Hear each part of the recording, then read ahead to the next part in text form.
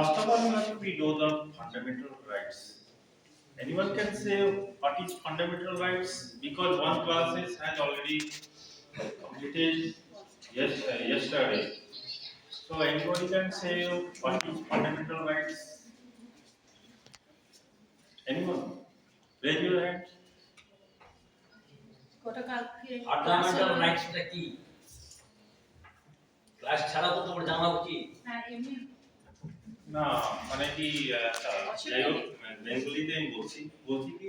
কালকে তো ক্লাস একটা হয়েছিল তো তো নিশ্চয়ই মানে ফান্ডামেন্টাল রাইটস নিয়ে বা ফান্ডামেন্টাল ডিউটিস নিয়ে কিছু আলোচনা হয়েছে কালকে হয়েছে তো মানে কি জানতে পেরেছেন আমি সেটা জাস্ট জানতে চাইছি তারপরে আমি আগে ফান্ডামেন্টাল রাইটস কি যে কোনো একজন বলো না দেখো ভয় পাওয়া বলে ব্যাপার কি বলো ওকে বলো। দেখো যতক্ষণ তোমরা মুখ খুলে নাও যদি বলতে পারো তাহলে কিছু ভালো হবে না কিন্তু because of all of you will become the teacher সবাই কিন্তু টিচার হবে কিন্তু হয়ে যাবে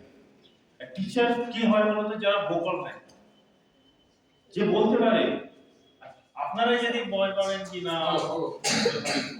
স্যার ফান্ডামেন্টাল রাইট বলতে আমাদের সমাজে যেসব অধিকারগুলো রয়েছে আমাদের মানে যেগুলোতে মানে আমাদের অধিকার রয়েছে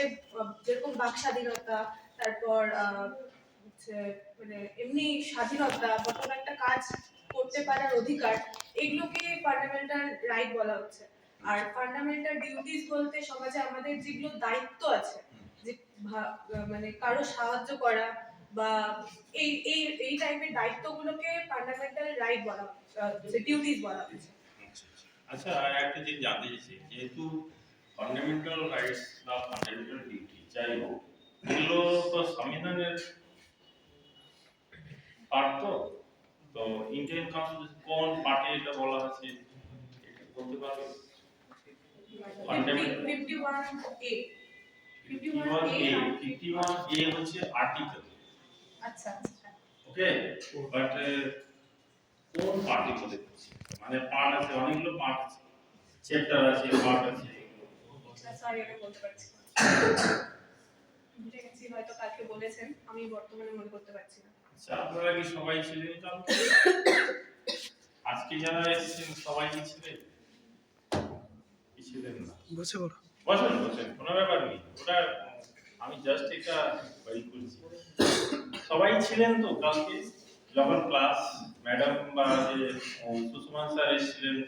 উনিও ক্লাস নিয়েছেন তো আপনারা তো ছিলেন সবাই ছিলেন না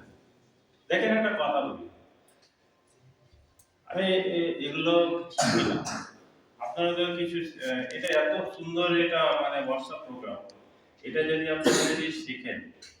তাহলে আপনাদের জীবনে অনেক কাজে লাগবে শিক্ষা মানে টিচিং লাইনে তো সেটা তো লাগবেই প্লাস আপনাদের এমনি জীবনে অনেক কাজে লাগবে তো একটা কথা বলা আছে মাইন্ডটা যদি যতক্ষণ কনসেন্ট্রেশন যদি না আনা যায় না তাহলে কোনো জিনিস দেখা যায় তো ওই জন্য ধরেন আমি 10টা কথা বললাম 10টা আপনাদের কথা যদি ওর মধ্যে দুটো কথা যদি আপনারা যদি অবজার্ভ করতে পারেন সেটাই আমার ফিডব্যাক এটা অন্তত আমার তরফ থেকে এটা মানে এটা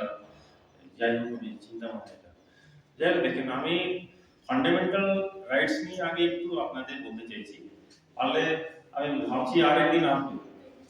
আজকে ফান্ডামেন্টাল রাইটস নিয়ে একটু বলতে চাইছি বেশি কিছু বলবো না অল্প জিনিস বলতে চাইছি আরেকদিন আসবো ফান্ডামেন্টাল ডিউটিস নিয়ে তাহলে আপনাদের ক্লিয়ার হবে আমি ভেবেছিলাম কি আজকে আর আসবো না কিন্তু আসবো আরেকদিন আমি আসবো দেখেন ফান্ডামেন্টাল রাইটস যেটা আছে fundamental rights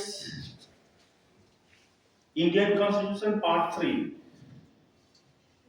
Indian constitution part 3 তে বলা আছে ফান্ডামেন্টাল রাইটস এবার আর্টিকেল আরম্ভ হচ্ছে আর্টিকেল 12 থেকে শুরু হচ্ছে আর আর্টিকেল 35 পর্যন্ত আছে বুঝতে পারছেন আর এখানে 5টা ফান্ডামেন্টাল রাইটস আছে কিন্তু অ্যাকচুয়ালি যেটা ম্যাডাম ওই যে বলেছে যাই হোক এই ফান্ডামেন্টাল রাইটস হচ্ছে কিছু আমাদের রাইটস, যেটা ইন্ডিভিজুয়াল, আমরা বলতে পারি individual rights. Actually fundamental rights basically utilise